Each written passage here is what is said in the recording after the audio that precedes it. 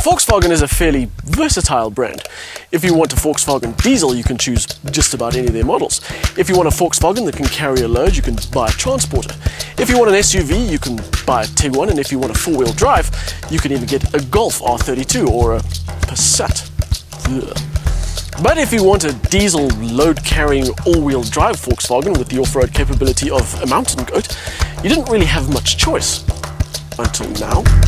This is Amarok, one of the most hotly anticipated vehicles from VW in a while. And before you think the name was derived purely for a South African audience, Amarok has nothing to do with Amabokoboko or any other such local thing. It's apparently an Inuit word that means Arctic wolf. And if my week with this bucky was anything to go by, this Arctic wolf is going to be a pretty popular pet. I don't know if it's the hype surrounding the thing or the massive Volkswagen badges on either end, or the sheer size of it, but that is a bucky that gets a lot of attention, from cyclists, from other bucky drivers, and curiously, from polo drivers. You can't really describe it as pretty because it's not. It's got VW's design face all over it, with horizontal lines and a few chrome accents. But what I really like about the look of this thing is that it's not a generic bucky. Its styling separates it from the competition by miles, and not just from the front either. No matter what view you take, the Amarok looks better than anything else in its class.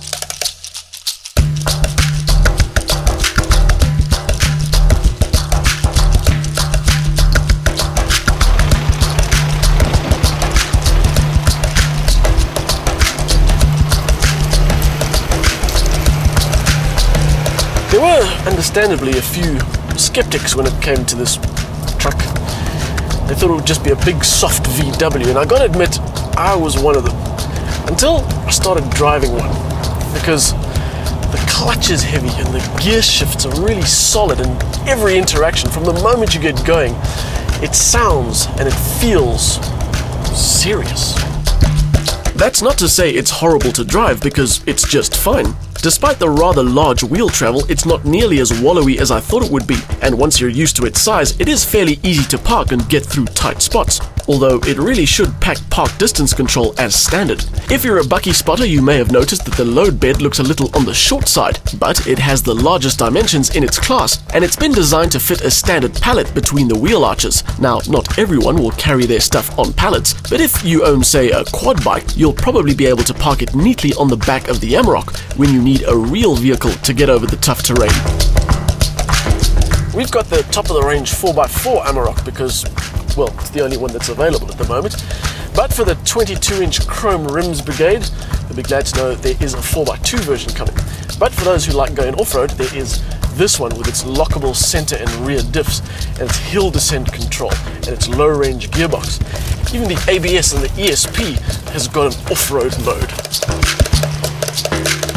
For those who enjoy carrying loads over challenging ground, VW are very proud of the fact that their bucky will carry a full 1.15 tons up a 45-degree slope as long as you have the optional heavy-duty spring package. The overriding impression you get from this thing is that Volkswagen haven't just designed the Amarok to be a Golf with a load bed. They're serious about taking on the likes of the Toyota Hilux.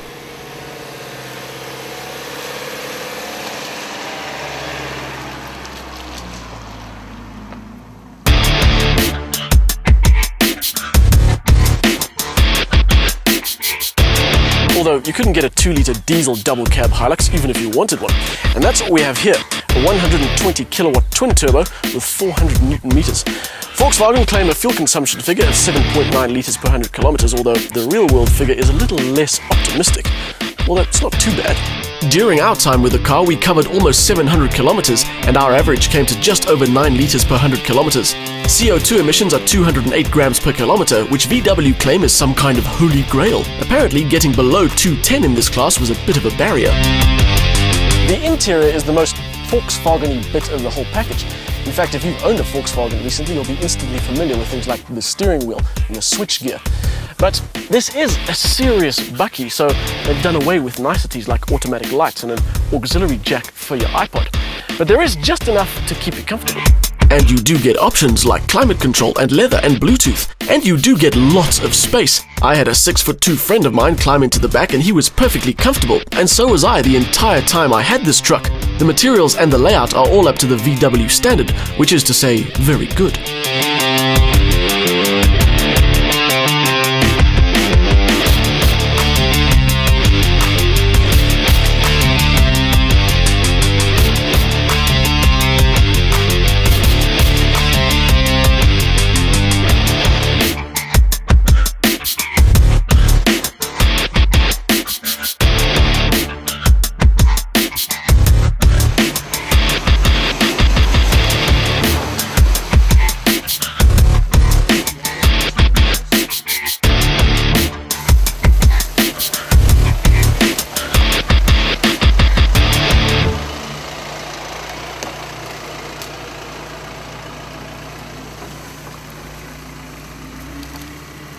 I am not a bucky guy.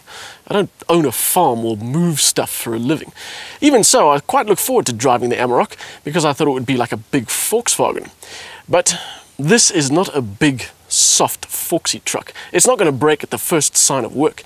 But also, it's not uncomfortable or difficult to use, which is all good news if you're a Volkswagen fan. But it's not so good news if you make the Triton, the Navara, or the Hilux.